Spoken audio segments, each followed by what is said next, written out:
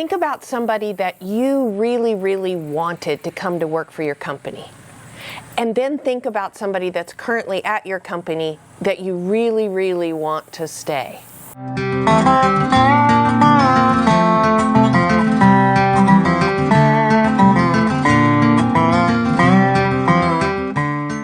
Hi, I'm Terry Tucker with Tales of Mountain Creek Ranch. And today we're talking about that wonderful word, want, and how that word has such a big role in the life of a leader. So in the opening, we asked you, who was somebody that you truly, truly wanted to come to work for your company? Like you recruited them hard and you wanted them to come. Back when our youngest son was going through football recruiting, he got some amazing advice from David Baker, who was the former president of the Pro Football Hall of Fame. And David Baker said, "Caden, go where you are wanted." And that was such a powerful statement because it was go someplace where you know they want you, because if they want you, they're going to be a part of your success. So go where you are wanted. So in recruiting, it is so critical to help the candidates that we truly want to come to work with us to feel that feeling of want. We can't make them feel wanted, but we can create an environment in which they feel wanted. So I wanted to share with you some key steps or some key points that we should always have in mind when we are recruiting in our businesses to help people choose to feel wanted. So let's look at them. The first one is that warm welcome. That feeling of they were waiting for me. They wanted me to be here. I remember when we went in for the recruiting visit of the school that my son did pick. We walked into the room where they were putting us up in an Airbnb, and they knew that our son loved Starbursts. So all over the entire Airbnb were packages of Starburst with little notes from the different coaches that he would be playing with on those Starburst. So warm welcome is an important point. The second is personalization of opening comments. So when I first start talking with someone, they need to see themselves in my words. They need to know that I know them. I have gone to the effort of doing work to find out who they are or what's important to them. Throughout the entire interviewing experience, we need to have empathic listening, not listening for what we want to hear, but listening for things that we can emotionally connect with them so that they see that we want them, see them, empathize with them, appreciate where they're coming from. The number 4 is an important one, I think, is offering helpful advice or helpful insider information of unasked questions. In the empathic listening one, of course, we're going to answer questions that they bring up. But the next step is truly thinking, what would I want to know if I was in their shoes? And how do I give them helpful insider information that would help them feel like they were truly being assisted in becoming a part of this team? Number 5 is a fun one that a lot of people don't do because they're scared to let go, but it's to introduce them to other team members, other people that they would be working with, and having enough faith and respect for those team members that you can hand them off to them and trust that it's going to be okay and that they're going to behave their way into your brand.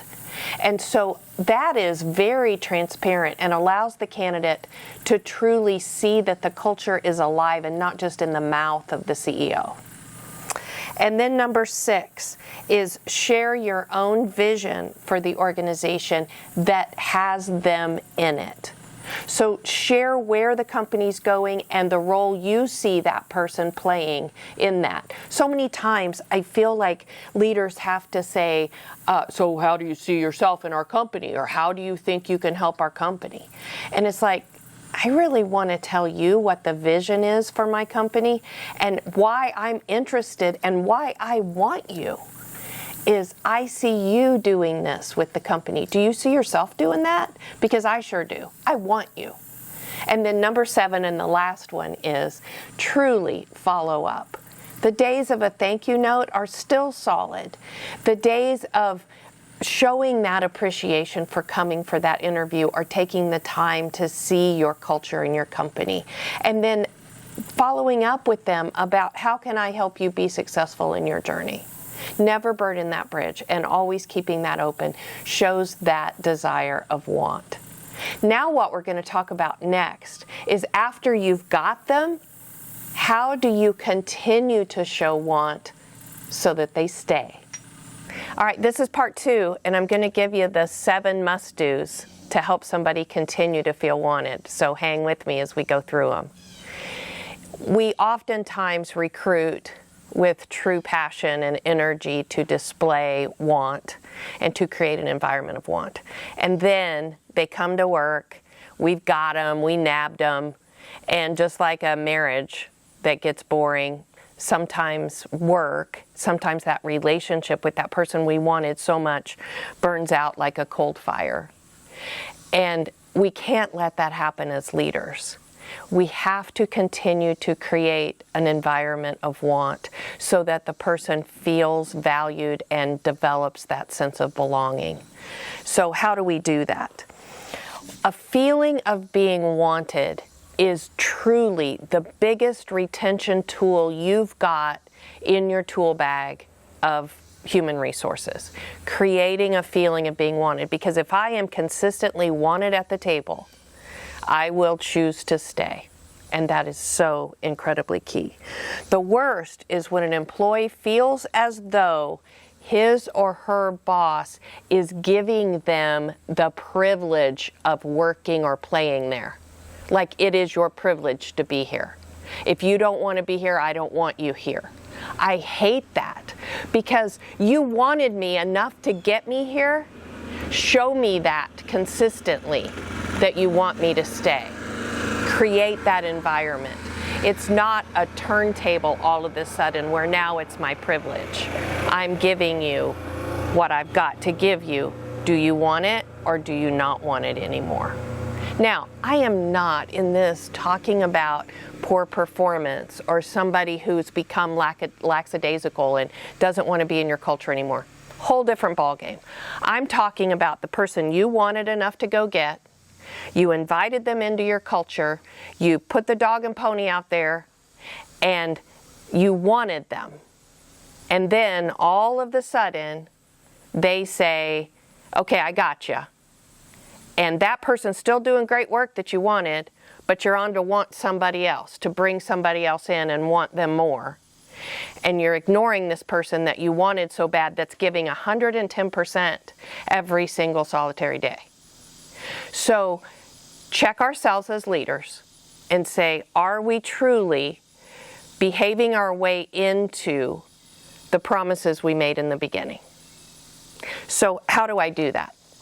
Number 1, direct affirmation in the specific behaviors and contributions. So if somebody that I wanted came to work in my company and they're still doing great work, then periodically I have to purposefully and intentionally go out and say, the behavior you did here, here, and here was spot on.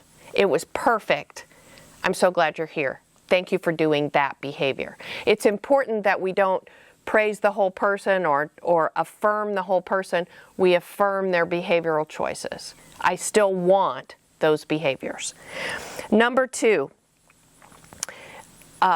giving them an opportunity to do something more than they're doing right now because they earned it. So saying, you earned the opportunity to have this new task. You earned the opportunity to do this, and I am rewarding you and your good work by allowing you to have this new opportunity for growth and development. One of my clients I was recently working with said, I was doing some one-on-one interviews with one of their teams, and a couple of people were saying, I can't tell you one thing I've learned since I've been here. That's so sad, because we're not creating an atmosphere of development. The third is to share, as the leader, share your inner circle with them. So that is a great way to show that I still want you. I trust you. I respect you. I respect you to carry my brand. Come on into my inner circle. I would like you to meet CEO so-and-so or President so-and-so.